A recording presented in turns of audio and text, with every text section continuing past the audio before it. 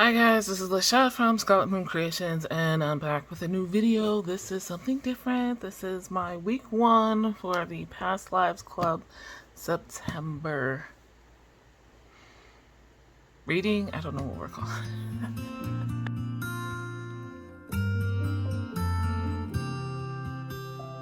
it. Oakley dokley. So, the situation is, Amethyst Ascension Tarot and Astrology is the name of the channel, Rochelle. And she and several others in the Facebook group that she created, I think back in July, did like some past lives readings and decided that they want to open it up to like the whole group and anyone who wants to join. So hashtag Past Lives Club September. This month, Michelle created a digital workbook journal to use. My tablet is currently charging, so I'll insert pictures as we go, giving my future self more work to do. But yeah, I will put a link in the description to Rochelle's intro video, and you can find her weekly updates there, and to her Ko-fi shop. Is it Ko-fi? I thought it was coffee because I thought it was supposed to be like a play on the word coffee, because it was originally to give people tips. Anyway, maybe I made that whole thing up. But that's where you can download the free digital journal, which it took me a minute to figure out how I can use it. But I have. That being said, so some background on me. It's that time of the year where I feel like doing all of the mystical, magical, spiritual, divination things. Makes sense. We're getting into autumn. It's that time to go within, but also my birthday is November 1st, aka the day after Halloween, Samhain, Day of the Dead. The day my birthday is actually All Souls Day in some Catholic and Protestant traditions. So yeah, build up to the birthday as well. So I jumped on this. I don't care too much about past lives. I'm trying to get through this one. Not to say that I don't believe, especially in things like reincarnation or Akashic records and past lives. Specifically, I just don't have a strong urge to look into them. I don't often feel like, oh, this is because of something before, if that makes sense. That being said, like I said, the urge is there now, and this is a good time for it to happen. I was curious, and this being like a group thing where everyone's looking into their own past lives, increased my curiosity. So is that Gemini rising all over me coming out, and I was like, let's give this a try, and I've gone all in. So the first week, there are 9 categories that we pull cards for, and I did this already, so I'm just gonna show you the cards and my findings because I don't want to be here forever. I've already talked entirely too much. The decks that I used: the Heart of Fairies Oracle, the Spirit Keepers Tarot. The Heart of Fairies Oracle, the first category was archetype, and there are archetype decks out there, several of which Rochelle mentioned, so again, go watch her video. I don't have any of them, But I remembered this deck has a grouping called archetypes. And so that's why I used this first. And I wound up pulling a card for each of the groups. I'm saying groups because that's what Brian and Wendy Froud called them. Why should I stop myself? Spirit Keeper's Tarot is very esoteric, and it's got a lot of information in the guidebooks.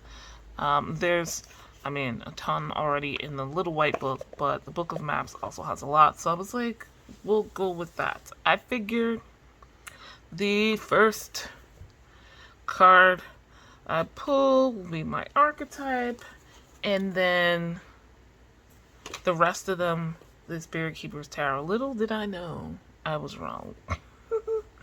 Okay, so let's jump right in. There's going to be a lot of cards on this table, so bear with me. I'm going to try to keep everything on screen. So from the archetypes, I pulled the Lady of the Forest, which is the basically all-encompassing feminine energy that has always been here and always will be here, or in the fairy realm. And she has a male counterpart, which is not important right now, but just FYI. And I took this, say my archetype is intuitive, passive, and a dreamer. A dreamer that kept popping up here.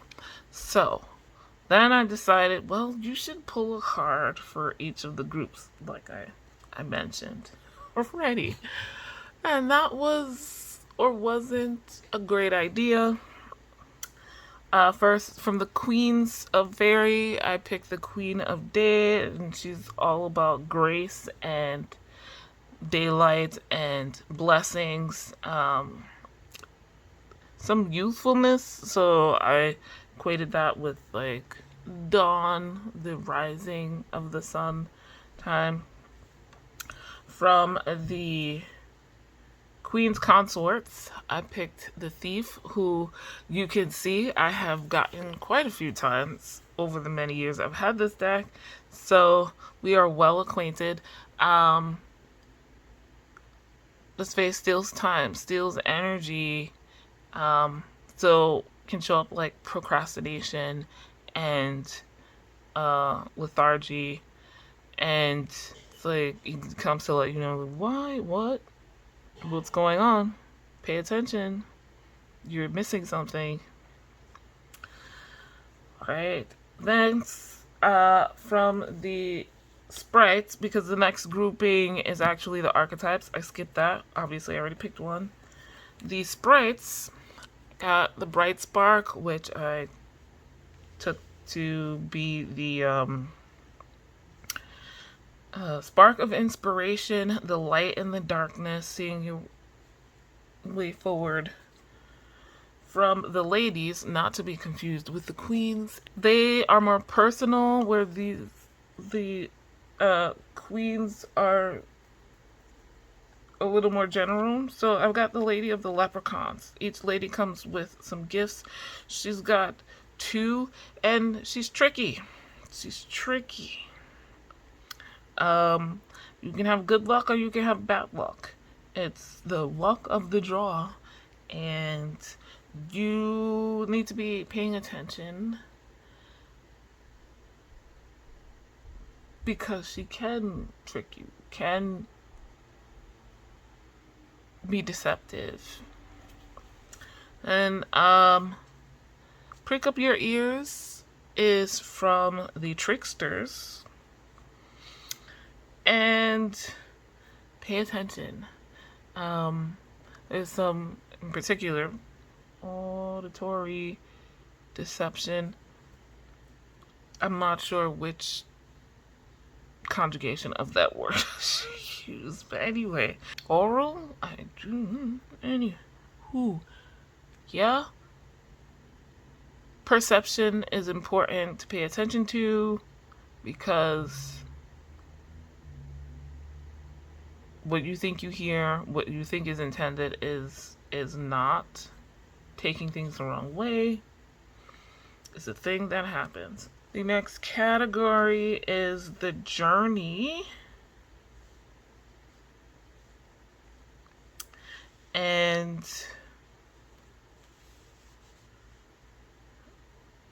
this grouping has the most cards in it. I got the blessing, which is like the beginning of the journey. Your blessing, your journey, or their blessing, your journey. Starting off on a good foot, on a good note.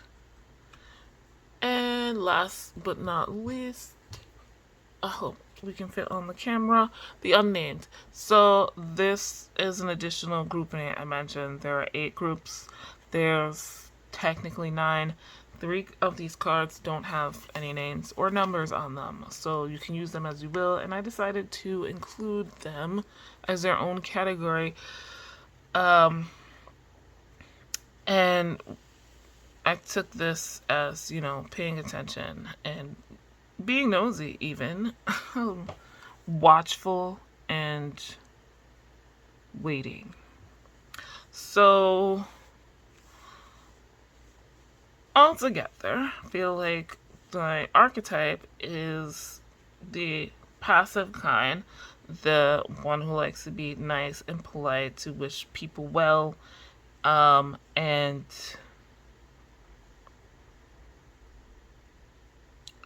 the passing of time happens, the letting life happen to you rather than to me, rather than trying to make things happen, and that doesn't always work out well. I've been deceived before, had things stolen, and let things go, missed opportunities, and what have you. And there's a youthfulness to this life,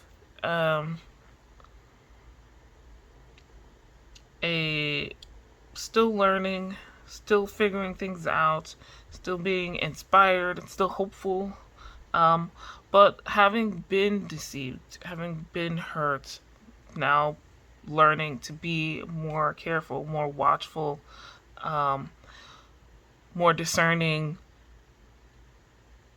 as we go forward. So that's my archetype, and I'm gonna pull these guys back to the side. It took me a while to come up with a summary like that. So, like I mentioned,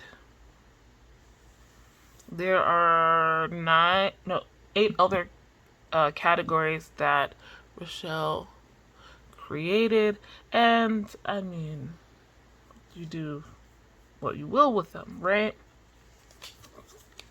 I'm just talking nonsense. The first one is identity, and from the Spirit Keeper's Tarot, I pulled the Hector, or 5 of Swords.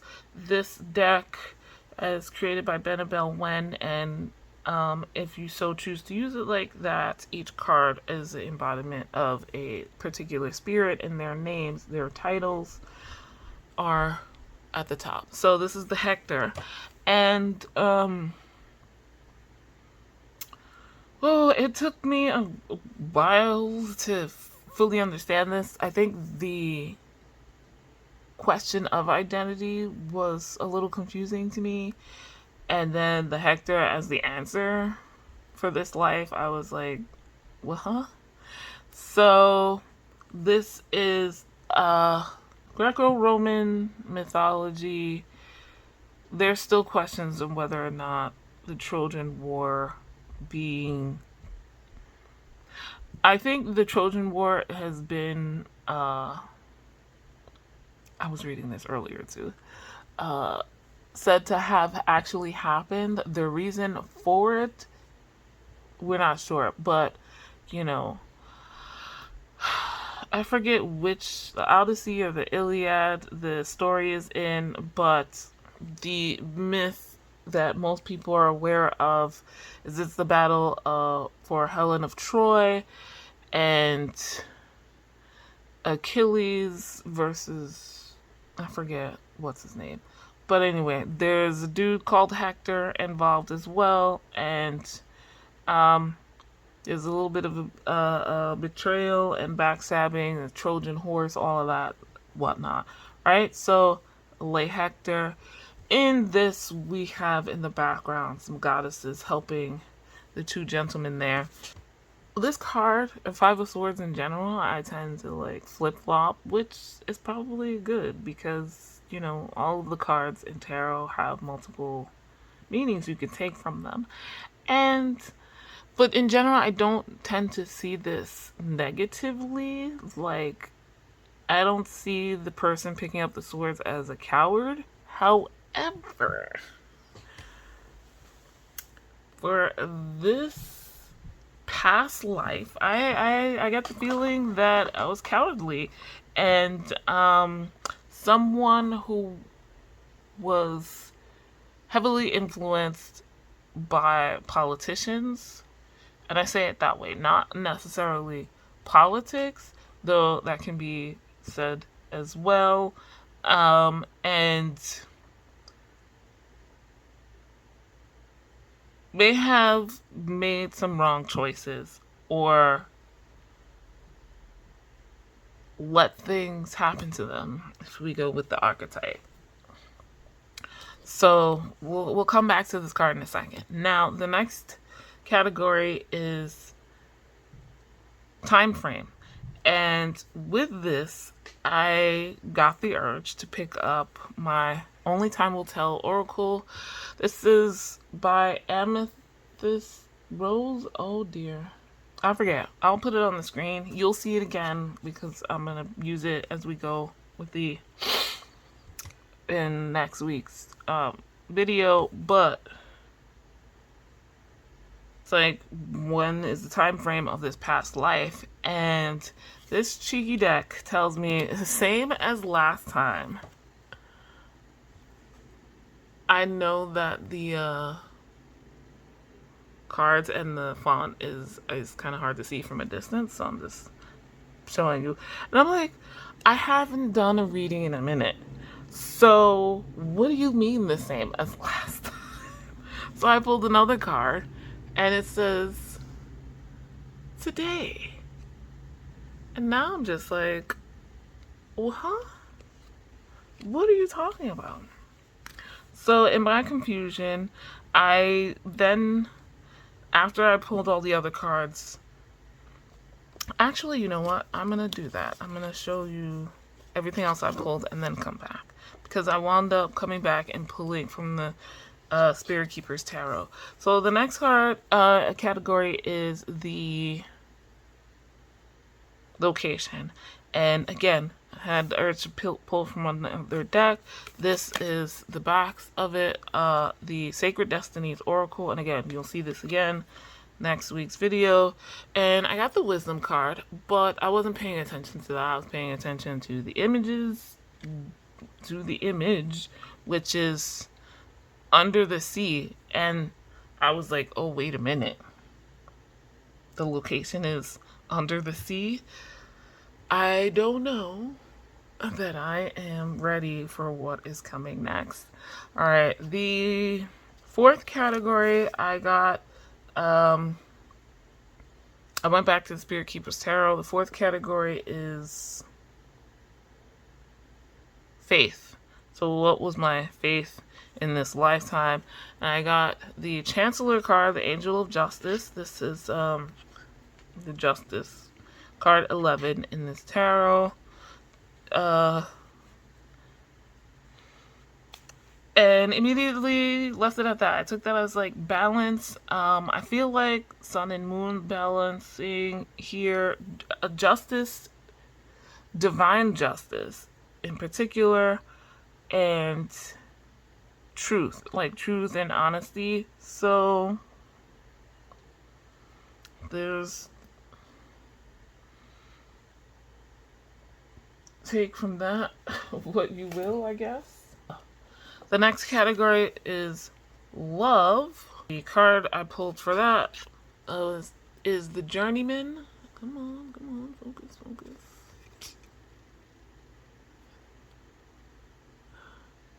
And or 8 of Orbs. This is a little hard because this doesn't say anything lovely. Love, relationship, romance to me. So I don't know what to do with that, to be perfectly honest. But after some thought,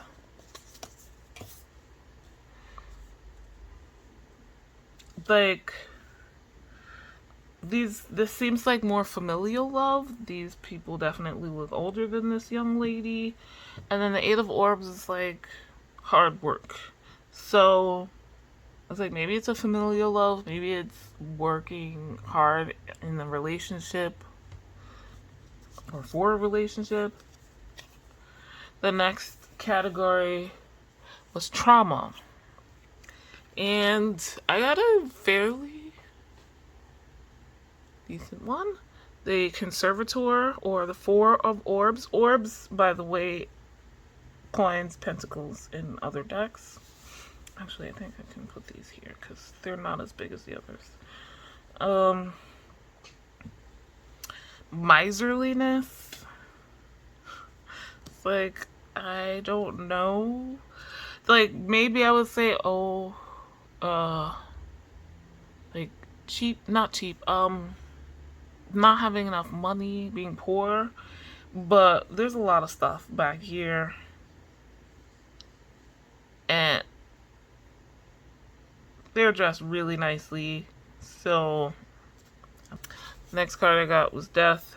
How did I die? I got the Lovers, which maybe in another deck, but this is the more esoteric definition of the Lovers. Mystery of the Covenant, very alchemical, and I was confused as hell. Even now I'm like, what? But the cup and the arrow really pulled me in. The next category is the lesson. Yeah. And again, another confusing card. I got the Destroyer, 10 of Swords. That doesn't sound good. I would expect that from Death. The lesson?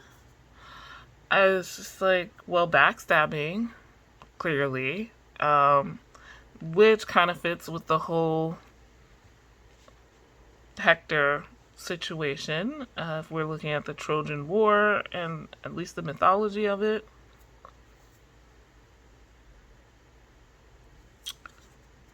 Well, there's a lot going on in this card. I couldn't like just leave it at just that. It didn't feel right.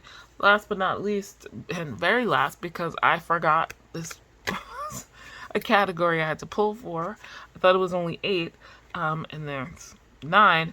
The Hallowed Flame, Ace of Scepters, the Awakening was the message.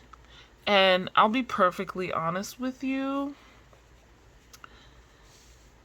Trying to discern the difference between the lesson and the message is still something I'm trying to wrap my head around. So if people have thoughts. Like just going with the meaning, right? The creativity being that light in the dark, back to the bright spark, but also having some hidden depths with the wand hidden back there. The creativity, passion, having those things is something important. So then going back, as I said, I pulled more cards. So for location, I was like, I mean, time frame, this ain't gonna work. I was thinking about it and thinking about it, so I said, let me pull another card, and I'm gonna move these out a bit so that has some space, right? And I got Herald of the Flame, Awaken the Brilliance. That did not help me because it didn't. Jonathan Daly, I think, mentioned in a comment that reminded me the Spirit Keeper's Tarot in the guidebook in particular has like locations and time frames because every character is from a different tradition or spiritual mythology, whatever have you. Benabel goes into details about, you know, where their clothing are, what the rooms are, if they're in a room, or what's going on in the background. All of the details on the card are explained in the Book of Maps. And so you have something to draw from, which is awesome. But the heralds do not. It says a location, well, it says that this is a young priestess of Bhutan, but not when. And then looking up the history of Bhutan, it wasn't until the 20th century that it was called Bhutan, and then before that, various names at different times. And so I couldn't pick up a time frame for this after a lot of thinking. Right? First, I came to the conclusion. Let me go back to these cards, right? Same as last time. The only other reading I did was this Hector and the Lady of the Forest and those cards. So it's like same as last time. I questioned it, like I said. What do you mean last time?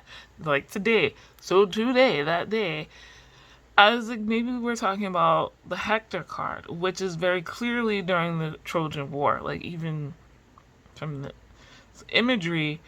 So I was like, when was the Trojan War? I googled it. It was 12, somewhere in the 12th to 13th century.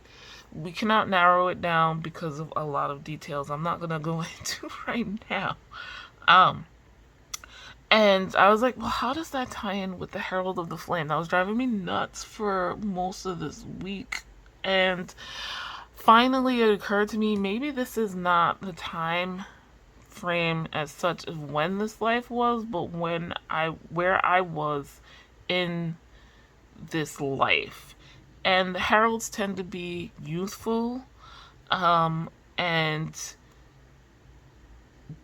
this card can also they are messengers, and I don't know if it's in all tarot decks, but I know in this one they can be messengers for past lives. So,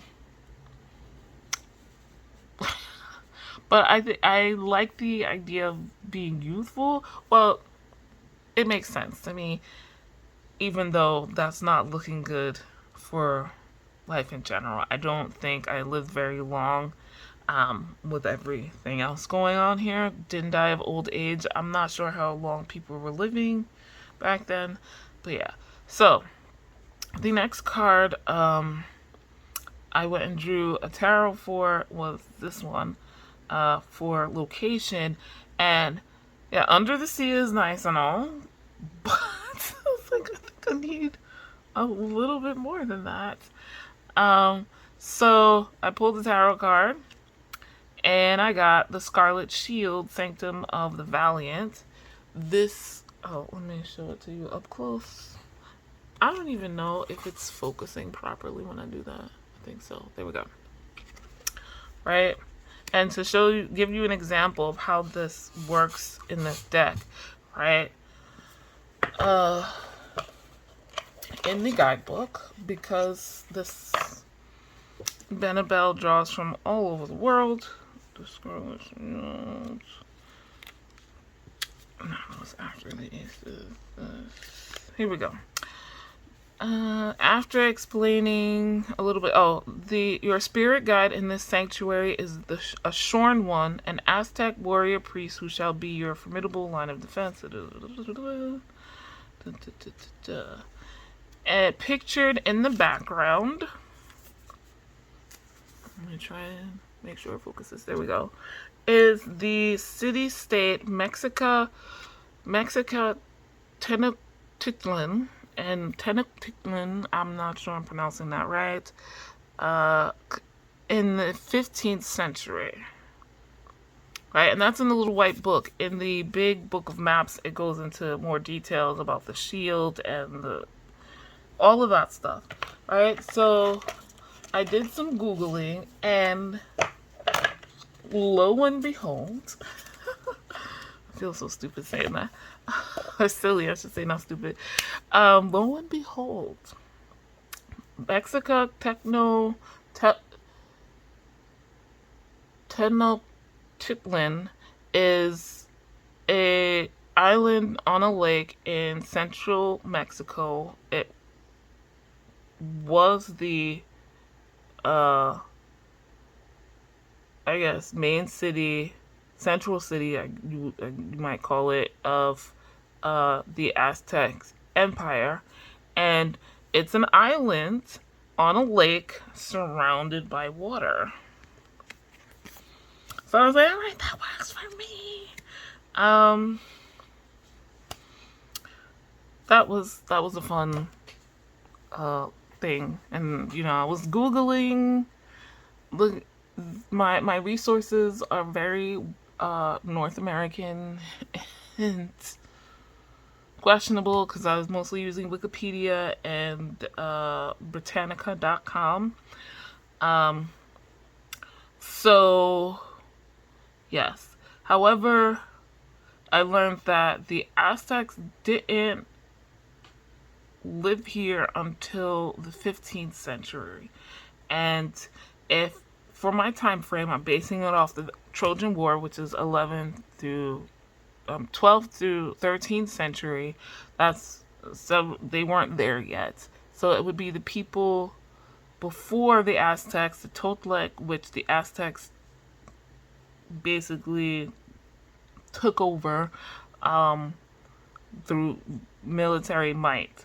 And there's not as much detail about the Toltec people as there are the Aztecs, so I can't narrow it down any further than that. I just know they were roughly in that area from 900 to 1395 or so. So, yeah, a lot of the information we have about the Aztecs is from their conquerors, the Spanish, so questionable. But there is,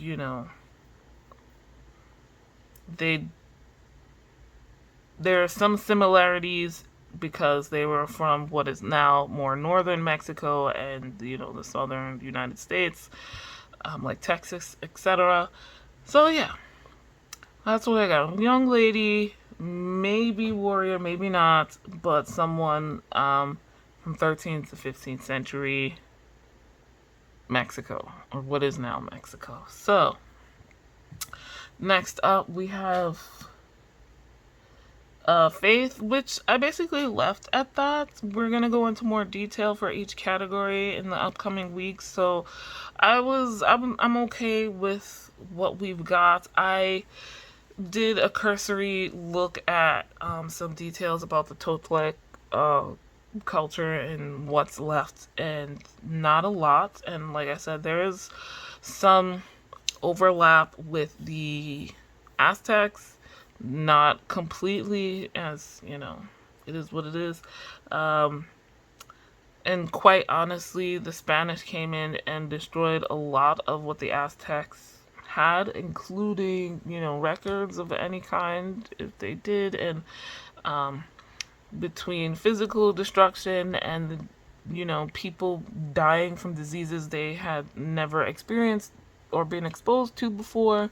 You know, even oral stories and traditions um, have been lost. So it seems like the Aztecs, the artifacts we have from the Toltecs that were kept by the Aztecs, a lot of that information has been lost through time. So, but we'll come back to that because it might be germane to other things. Not sure what the faith of the Toltec people were. I can probably do some more information research to figure it out. To make some connections maybe. And a lot of the stuff I see about the Aztecs was like, oh, they were really into human sacrifice, and I'm not saying that's not true. I'm just like, it's a very Western white man lens.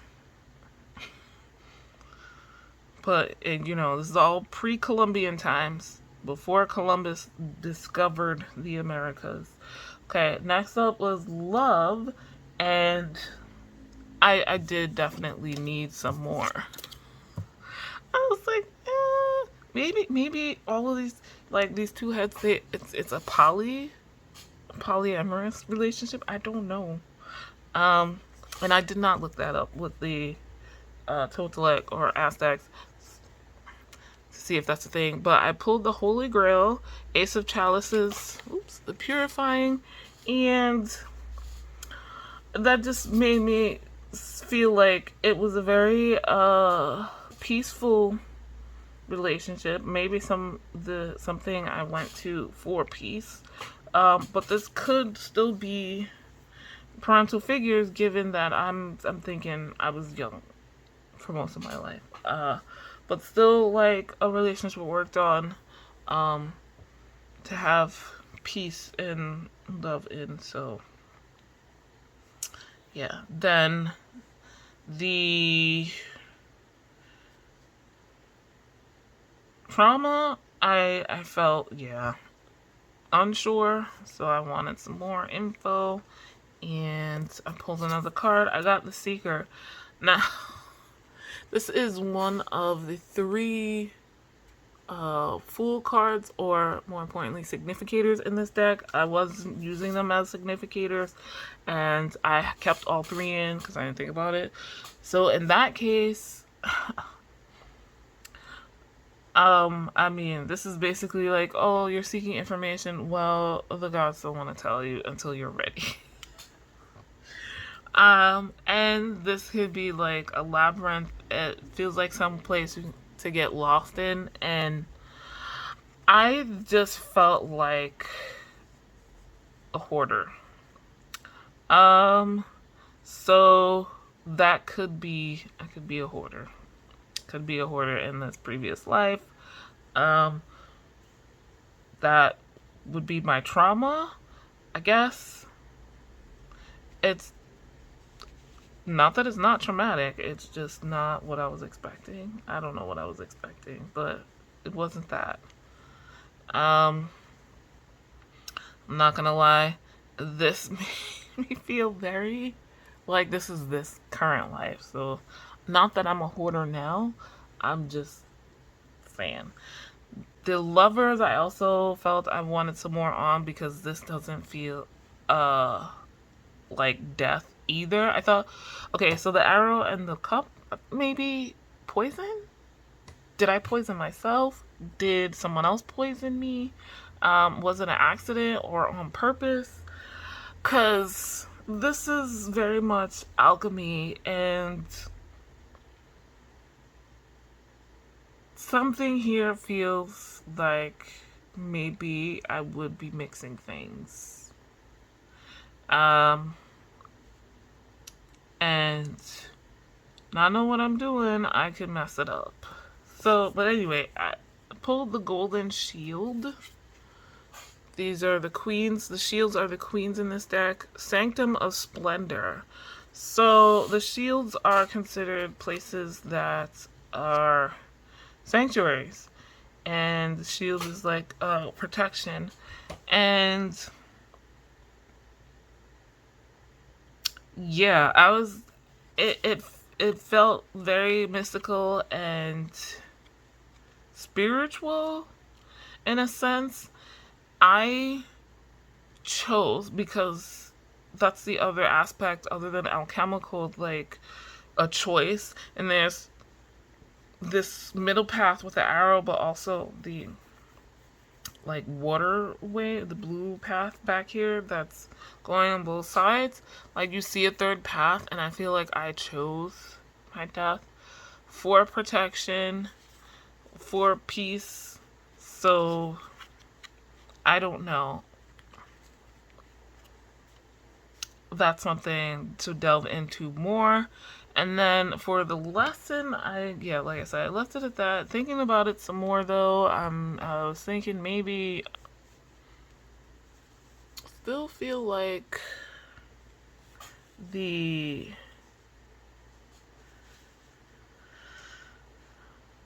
destroyer, like people can backstab you. People can stab you in the back. People can tell you one thing and mean another, and that's the lesson I learned back then. To pay more attention. But there was a little more to that. I can't remember, and I don't have my notes because my tablet is charging. And then, like I said, the message: use your passion, your talents, your creativity, and maybe create something in secret next time. So this is it, my reading. I did pull out these cards to try to relate them to a bunch of stuff. The location and time frame, the Queen of the Day, I feel really went with the love. The Thief with the Hector. Forget where I put everything else, but yeah. So or I can keep them in order.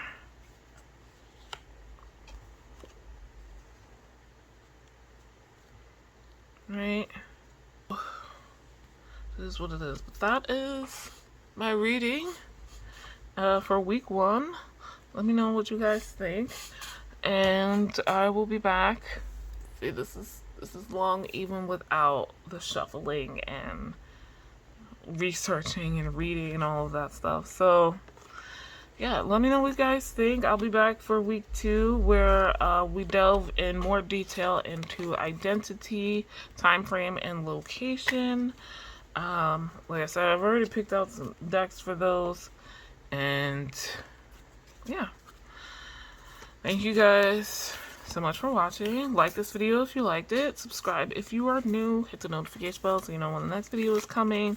Links in the description to everything I have mentioned here, including the decks and Rochelle's video and the Facebook group. If you want to join, we have a specific chat for it.